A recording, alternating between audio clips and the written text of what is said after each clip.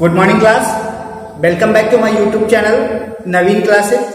Class intermediate में previous lecture के अंतर्गत जो है प्रश्न रसायन चैप्टर के संदर्भ में आपको पढ़ाया जा रहा था।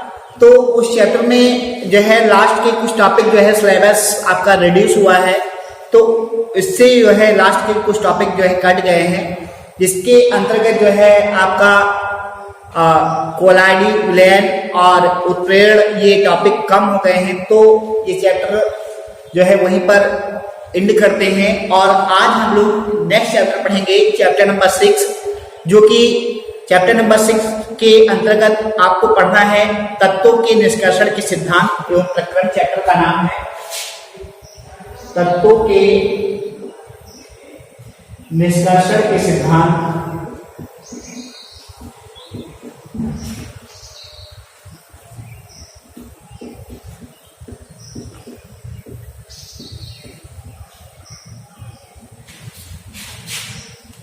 एवं प्रकरण।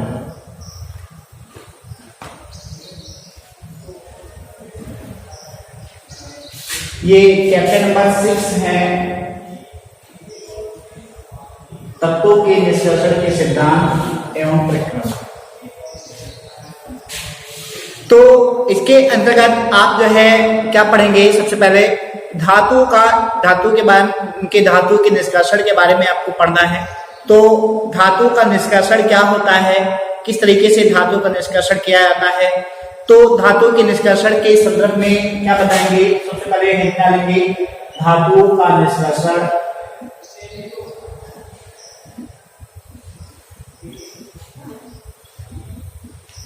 धातु का निष्कर्षण और धातु के निष्कर्षण के संदर्भ में बताएंगे कि पृथ्वी से धातुएं जिस रूप में प्राप्त होती हैं उनमें क्या होता है, अशुद्धियां मिली होती हैं या उनमें जो है अशुद्धियां होती हैं। इन अशुद्धियों को दूर करने के लिए जिन भौतिक एवं रासायनिक प्रक्रमों का प्रयोग किया जाता है उसे हम क्या कहते हैं, धातु का निष्कर्षण कहते हैं। अगर आपसे पूछा जाता है कि धातु के निष्कर्षण से आप क्या समझते हैं या धातु का निष्कर्षण क्या होता है, तो आप बताएंगे कि पृथ्वी से धातुएं जो है जिस रूप में प्राप्त होती हैं उसमें क्या होता है, बहुत सारी अशुद्धियां मिली होती हैं। इन अशुद्धियों को दूर करने के लिए जिन भौतिक एवं रासायनिक प्रक्रमों का प्रयोग किया जाता है वो क्या कहलाता है बेटा, धातु का निष्कर्षण कहलाता है। तो आई होप आपको समझ में आ गया होगा कि धातु का निष्कर्षण क्या होता है या किस तरीके से जो है धातु का निष्कर्षण किया जाता है। तो बताएंगे कि पृथ्वी से धातुएं जिस रूप में प्राप्त होती हैं उसमें क्या होता है, बहुत सारी अशुद्धियां मिली रहती हैं।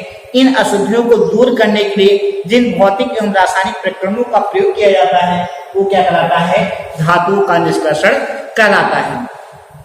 अब आगे अगले पॉइंट में क्या बताएंगे, धातु की उपलब्धता के संदर्भ में बताएंगे।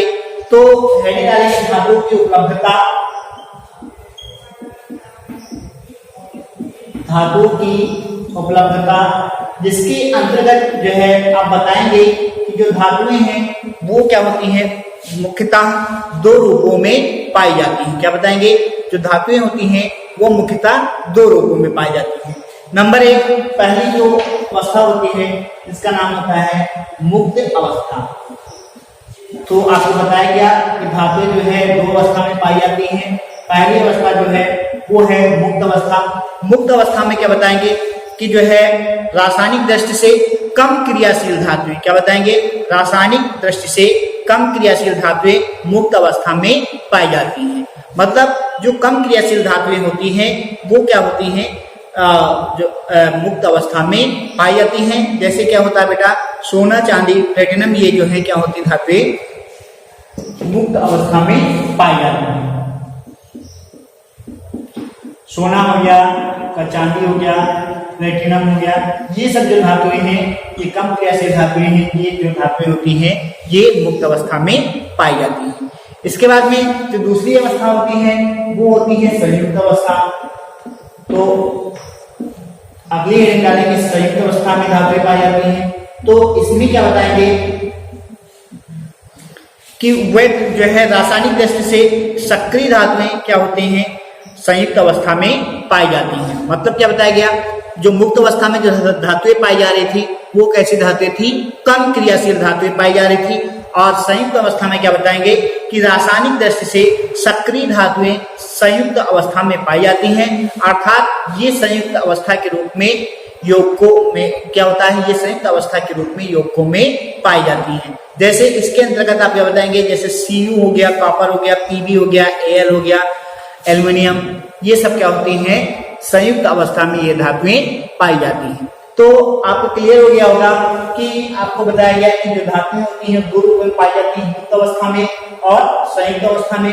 मुक्त अवस्था में क्या बताया गया कि वे धातुएं जो कम क्रियाशील धातुएं होती हैं रासायनिक दृष्टि से, उनको जो है क्या बोलते हैं, मुक्त अवस्था में धातुएं बोलते हैं, या उन धातुओं को जो है मुक्त अवस्था की धातु के अंतर्गत रखा गया है। और संयुक्त अवस्था में क्या बताया गया कि रासायनिक दृष्टि से वह धातुएं जो क्या होती हैं सक्रिय अवस्था में पाई जाती हैं या सक्रिय धातुएं होती हैं, उनको जो हम क्या कहते हैं, संयुक्त अवस्था में पाई जाने वाली धातुओं के नाम से जानते हैं। जैसे आपको बताया गया Cu, Pb, Al, ये सब धातुएं जो हैं ये संयुक्त अवस्था में पाई जाती हैं। अब इसके बाद में आगे देखेंगे कि खनिज क्या होते हैं।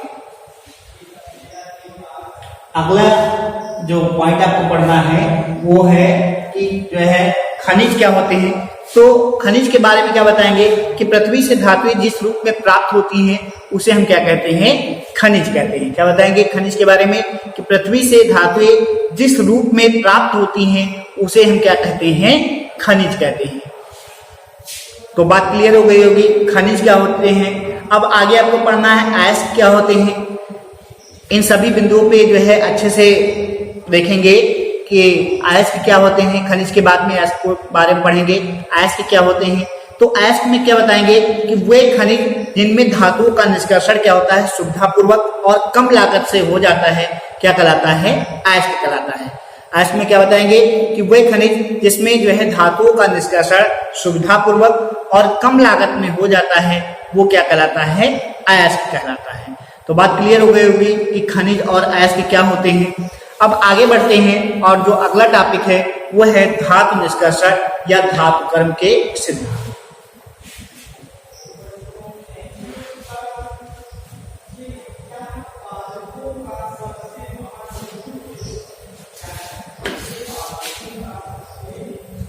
अभी करेंगे धातु निष्कर्षण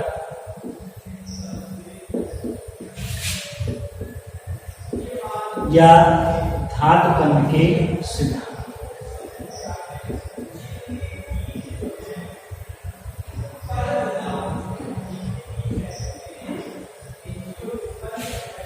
धातु निष्कर्षण या धातु कर्म के सिद्धांत के बारे में आप बताएंगे कि अयस्क से शुद्ध धातु के निष्कर्षण के लिए विभिन्न भौतिक तथा रासायनिक विधियां प्रयोग की जाती हैं। क्या बताएंगे, अयस्क से शुद्ध धातु के निष्कर्षण के लिए क्या होता है, विभिन्न भौतिक तथा रासायनिक विधियों का प्रयोग किया जाता है, जो अयस्क की जो है प्रकृति, धातु के गुणों इत्यादि पर क्या होती है, निर्भर होती हैं। सामान्यतः जो है धातु कर्म के लिए जो है जिन चरणों का प्रयोग किया जाता है वो चरण के बारे में आप बताएंगे कि जो है धातु कर्म के लिए निम्न चरणों का प्रयोग किया जाता है, जिसके अंतर्गत आपको क्या पढ़ना है, जो धातु कर्म के जो चरण है वो चरण के अंतर्गत आप पढ़ेंगे अयस्क का पीसना।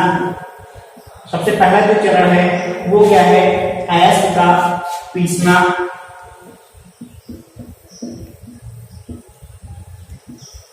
दूसरा जो चरण है वो है अयस्क का सांद्रण।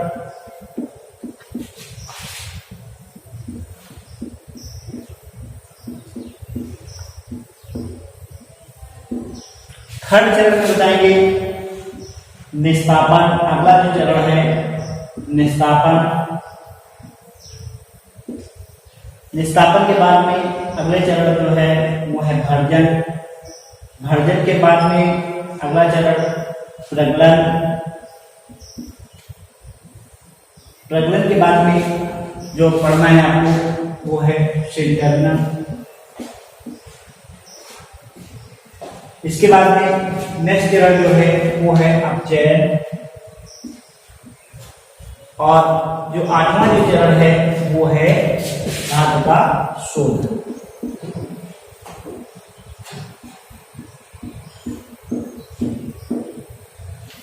तो आप बताएंगे कि धातु कर्म के लिए जो है निम्नलिखित चरणों का प्रयोग किया जाता है।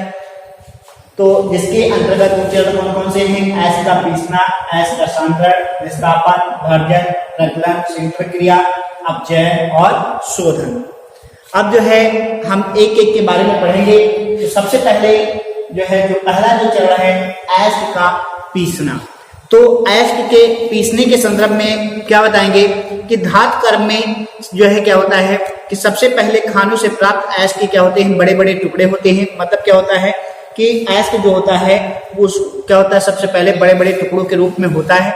इन बड़े बड़े टुकड़ों को क्या किया जाता है बेटा? छोटे छोटे टुकड़ों के रूप में तोड़ा जाता है और फिर जो है दलित तथा स्टाम्प में इनको क्या किया जाता है? इन्हें पीसा जाता है, जिससे क्या होता है? एस्ट का पाउडर प्राप्त होता है। तो बात क्लियर हो गई होगी एस्ट के पीसने के संदर्भ में कि क्या बताएंगे कि सर्वप्रथम जो एस्ट के जो बड़े बड़े टुकड़े होते हैं, इन बड़े बड़े टुकड़ों को जो है इनको तोड़ करके, छोटा करके और इनको जो है इनको सब पीसा जाता है और पीस करके क्या किया जाता है? इनका चूर्ण बना लिया जाता है।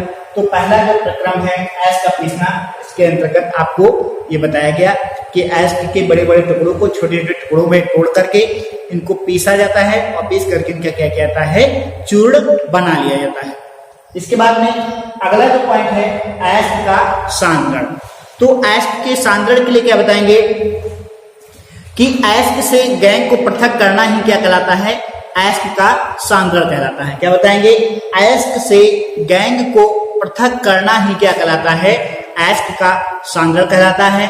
इसके बारे में बताएंगे कि एस्ट क्या बताएंगे कि सांद्रण के लिए जो क्या होता है बेटा कि सांद्रण के लिए प्रयोग की गई विधि एस्ट की प्रकृति पर निर्भर करती है। मतलब क्या बताया गया? सांद्रण के लिए एस्ट के प्रयोग की गई जो विधि होती है वो क्या होती है? एस्ट की प्रकृति पर निर्भर करती है कि मतलब एस्ट जो है किस तरीके का है, उस पर ये निर्भर करती है। सांद्रण के लिए प्रयोग की जाने वाली कुछ विधियां जो है निम्नलिखित है। मतलब जो एस्ट का जो सांद्रण किया जाता है उसके सांद्रण के लिए बहुत सारी विधियां हैं, जिसके अंतर्गत आपको जो सबसे पहली जो विधि है वो है हाथ की सहायता से। क्या बताएंगे? एस्ट का जो सांद्रण है उसके जो सबसे पहली विधि है वो है हाथ की सहायता से। तो हाथ की सहायता से किस तरीके से एस्ट का सांद्रण किया जाता है, इसके अंतर्गत देखेंगे कि यह विधि जो है सामान्यतः जो है प्रयोग में नहीं लाई जाती है, क्योंकि इसमें क्या होता है? बहुत अधिक समय लगता है और इसके साथ ही क्या होता है? प्राप्त सांद्रित एस्ट की गुणवत्ता भी जो है वो क्या होती है? उच्च नहीं होती है। तो पहली विधि में आपको बताया गया कि हाथ की सहायता से। तो हाथ की सहायता से विधि में के अंतर्गत आपको बताया गया कि इस विधि के द्वारा जो है यह विधि जो है बहुत ही कम प्रयोग में, अर्थात यह विधि बिल्कुल ना के बराबर प्रयोग में लाई जाती है, क्योंकि इस विधि में जो है बहुत ही ज्यादा समय लगता है और इस विधि से प्राप्त किए गए एस्ट के सांद्रण में जो है जो एस्ट होता है वो बहुत ही कम गुणवत्तापूर्ण होता है। इसके बाद में इसकी जो दूसरी विधि है एस्ट के सांद्रण की वो है गुरुत्व पृथक्करण विधि। जो दूसरी विधि है, पहली जो विधि थी हाथ की सहायता से, आपने पढ़ा कि हाथ की सहायता से किस तरीके से एस्ट का सांद्रण होता है, और दूसरी विधि है गुरुत्व पृथक्करण विधि।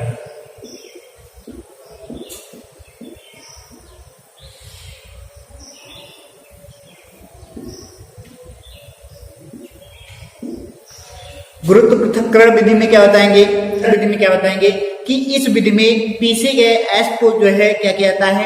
पानी की तेज धारा में धोया जाता है। तो पानी की जब धारा में इसको धोया जाता है तो जिससे क्या होता है? जो हल्का जो गैंग होता है वो क्या होता है? पानी के साथ में बह जाता है और भारी एस्ट नीचे जो है बैठ जाता है। सामान्यतः ऑक्साइड और जो कार्बोनेट के जो एस्ट होते हैं उनका सांद्रण जो है इस विधि के द्वारा किया जाता है। तो आप बताएंगे कि गुरुत्व पृथक्करण विधि में कि इस विधि द्वारा पीसे गए एस्ट को पानी की धारा में धोया जाता है, जिससे जो हल्का जो गैंग होता है वो पानी की धारा में बह जाता है और भारी एस्ट नीचे तली पर बैठ जाता है। आगे बताएंगे कि सामान्यतः ऑक्साइड तथा कार्बोनेट के एस्ट का सांद्रण इस विधि द्वारा किया जाता है। इसके एग्जाम्पल में बताएंगे कि जो है जैसे Fe2O3 या जो है Fe3O4 या SnO2, इन सभी जो है एस्टो का सांद्रण इस विधि के द्वारा अर्थात गुरुत्वीय पृथक्करण विधि के द्वारा इनका सांद्रण किया जाता है। तो इसके बाद में आपने पढ़ा अयस्क का पीसना क्या होता है और अयस्क के सांद्रण के बारे में आपने पढ़ा कि हाथ की सहायता से किस तरीके से जो है अयस्क का सांद्रण किया जाता है। इसके बाद में आपने पढ़ा कि गुरुत्वीय पृथक्करण विधि या गुरुत्व पृथक्करण विधि के द्वारा किस तरीके से अयस्क का सांद्रण किया जाता है। इसके बाद में जो दूसरी विधि है अयस्क के सांद्रण की वो है फेन प्लवन विधि, जिसके बारे में आपको नेक्स्ट वीडियो में आपको पढ़ाया जाएगा। तो आज की वीडियो में बस इतना ही। Thank you class.